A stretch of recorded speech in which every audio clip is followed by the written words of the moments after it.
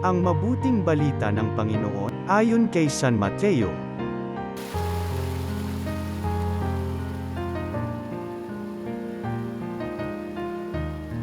Noong panahong iyon, sinabi ni Jesus sa kanyang mga apostol, "Ngayon, sinusugo ko kayo na parang mga tupa sa gitna ng mga asong gubat.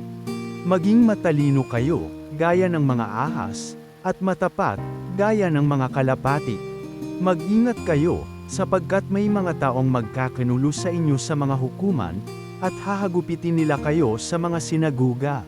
Dahil sa akin, ihaharap kayo sa mga gobernador at mga hari, at magpapatutuo kayo sa harapan nila at ng mga hentil.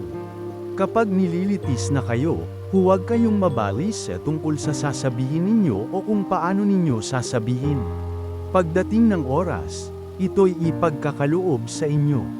Sapagkat hindi kayo ang magsasalita kundi ang Espiritu ng inyong Ama ang magsasalita sa pamamagitan ninyo.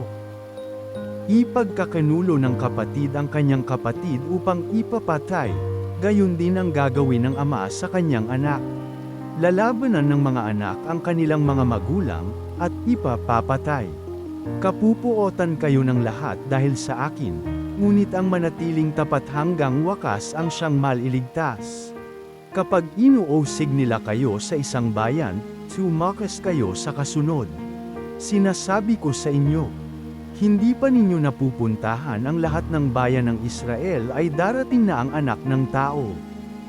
Ang mabuting balita ng Panginoon.